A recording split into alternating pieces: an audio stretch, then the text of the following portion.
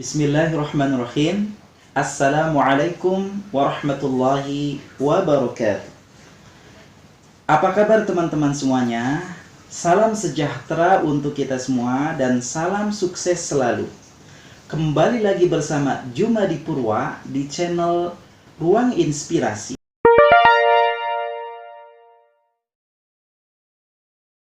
Terkait dengan STM Pak, perekrutan guru-guru yang sudah berlangsung, sistematika seperti apa Pak gambarannya? Mohon dijelaskan. Ya.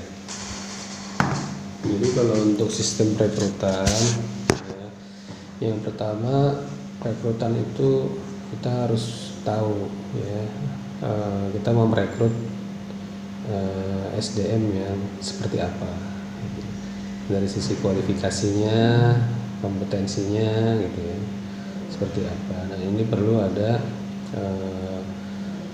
standar yang dibuat di sekolah, di Darul Abidin ada ya, kita punya dokumen standar kualifikasi, kompetensi dan kinerja SDM Darul Abidin ya.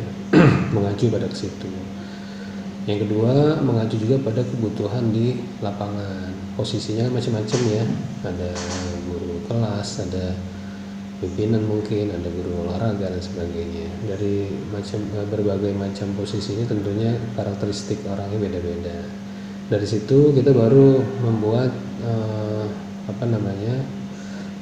rumusan ya, berupa iklan dan sebagainya. Metode pengiklanannya kita bisa melalui internet dan pakai WhatsApp ya, pakai platform pencari kerja itu ada ya, macam-macam. Di situ kita akan sampaikan. Nah, kemudian dari situ kan banyak masuk kandidat ya. Nah, setelah kandidat masuk, kita seleksi berkas dulu, berkas-berkas yang sesuai dengan kriteria kita, dipanggil untuk diwawancara. Jadi prosesnya adalah yang pertama wawancara, psikotes ya, kemudian ada tes pengajar untuk guru. Setelah itu ada wawancara akhir gitu ya. Ada Mikroteaching yeah. Ada ya, tes pengajar. Kemudian bisa juga sih urutannya berbeda ya, sesuai kondisi. Nah sekarang kita juga tambahin lagi dengan ditambahin dengan satu aktivitas yang namanya diskusi tanpa pimpinan ya. Kemudian ada in basket, di mana mereka itu kita amati dalam kegiatan diskusi kelompok antara para kandidat. Apa yang diamati, aktivitas mereka, cara mereka berbicara ya, ketika mereka berdiskusi seperti apa. Biasanya dari kegiatan itu kelihatan karakternya ya kan, leadershipnya, gaya bicaranya, keberaniannya, inisiatifnya ya kan, kemudian bagaimana dia gesturnya seperti apa dan sebagainya, wawasannya itu kelihatan dari sana. Lalu dipilih. Nah, adapun kebutuhan itu berdasarkan yang pertama kebutuhan dari unit. Jadi ketika ada pengembangan atau ada yang resign ya, ada yang tidak dilanjut, maka diajukan untuk kebutuhan ke SDM. Ada juga proyeksi pengembangan organisasi, misalnya kita mau nambah kelas ya, nambah kelas berarti butuh SDM baru. Atau misalnya kita ingin kanalisasi dari SDM yang sudah bagus, berprestasi ya, perlu ada jenjang karir, kita bikin misalnya unit baru ya, pengembangan baru, kegiatan baru ya. Nah, nanti kita salurkan ke sana, kekosongannya kita cari gitu ya. Jadi kebutuhan SDM beragam. Seperti itu Pak Jumadi untuk proses perekrutan. Iya, terkait ini Pak, ada nggak di lembaga ini waktu itu kan waktu saya di sini kan ada kayak semacam pelatihan ya, pengembangan Iya. bagi guru ya, untuk Hmm. menciptakan wawasan, Iya. menambah Oke. wawasan, kemudian keterampilan bagi para guru. Jadi ada kayak semacam pelatihan. Iya, oke. Nah itu satu itu, yang kedua terkait dengan pemilihan guru idola ataupun mungkin prestasi guru Pak, barangkali ada prestasi guru jadi guru apa namanya, panutan apa? Ada nggak Kak secara bergulir gitu, misalkan guru teladan gitu Pak? Jadi kalau untuk proses siklus SDM itu memang pertama perekrutan. Rekrutmen itu siklus pertama. Iya. Nah setelah itu ada yang namanya onboarding. Fase onboarding itu adalah ketika dia sudah masuk, Iya. ya kan habis direkrut dia masuk ke dalam organisasi. Nah ketika dia onboarding, tugas dari SDM itu adalah bagaimana orang ini bisa ya melakukan fungsi dan kerjanya. Yang pertama ada fase yang namanya apa namanya, istilahnya saya lupa ya, seperti orientasi, namanya saya lupa istilahnya, ada. Jadi orientasi, jadi orang ini dikenalkan ya dengan budaya organisasi, ya. Kemudian inkubasi namanya istilahnya. Jadi inkubasi, ya. Inkubasi salah satunya yang penting disampaikan adalah budaya, culture dari organisasi itu seperti apa. Ya belum ngomongin kerjaan, culture dulu yang penting ya. Karena kalau mereka tidak fit dengan culture, maka kinerja tidak bisa terjadi. Ya sebelum kinerja harmonisasi juga nggak terjadi, beda karakter dan sebagainya. Jadi culture-nya harus dipastikan sampai. Ya setelah itu baru diberikan pelatihan dasar yang memang paling penting dimiliki oleh guru sebagai bekal dia ngajar di kelas. Ya. Ada pelatihan guru dasar ya seperti teori belajar, pedagogik dasar. Kalau sekarang kita menggunakan beberapa metode seperti ADLX, JCT, kemudian ada blended learning dan sebagainya juga diberikan di awal ya. Nah sekarang sih sebetulnya variasi pelaksanaannya bisa dipusatkan, bisa juga di unit ya. Tergantung nanti kesepakatan siapa yang melaksanakan gitu ya. Nah itu namanya proses awal dari onboarding ya, ada inkubasi ya, kemudian ada pelatihan dasar.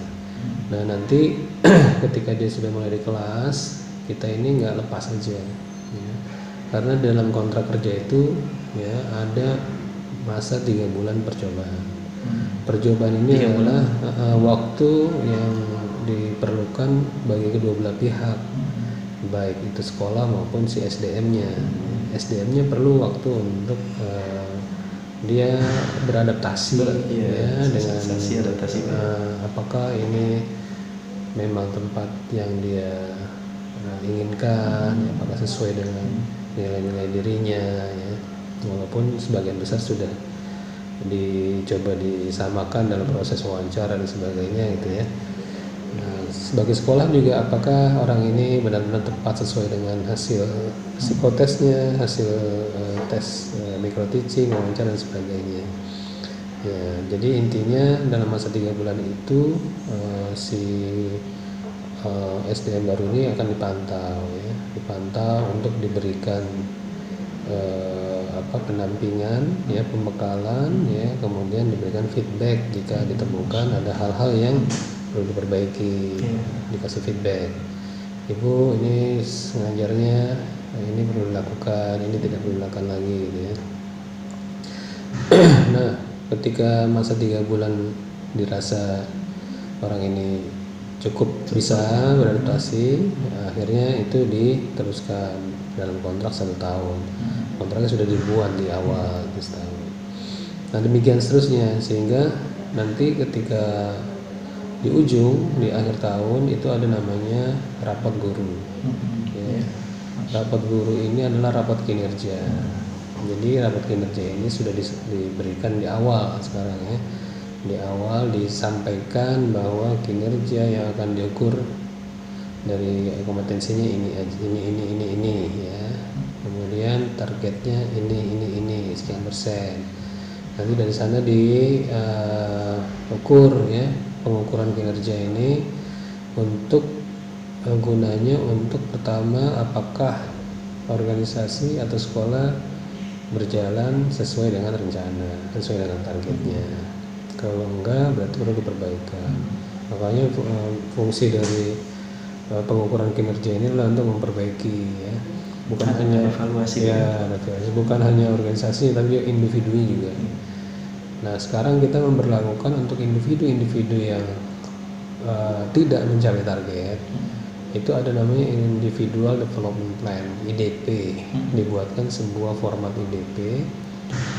Di situ yang bersangkutan disampaikan ya apa-apa saja yang belum tercapai, kualifikasinya dari kompetensinya atau dari kinerjanya. Yang diberikan waktu durasi 6 bulan ya untuk yang bersangkutan melakukan proses perbaikan. Ya. Nanti setelah 6 bulan akan di feedback lagi, ini udah dilakukan belum, bagaimana, dan ini ditanggung jawab dari kepala sekolah ini pelaksanaannya. Ada monitoring terus gitu ya, dan apa bimbingan Pak ya. Jika memang tidak ada perbaikan setelah 6 bulan, maka kepala sekolah menyampaikan bahwa yang bersangkutan tidak dilanjutkan. Ya. Jadi supaya dia punya persiapan ya 6 bulan mencari sekolah lain atau tempat lain. Gitu ya. Tidak dilanjutkan karena pertimbangannya tidak bisa memenuhi ya kualifikasi kinerja yang kita tetapkan gitu.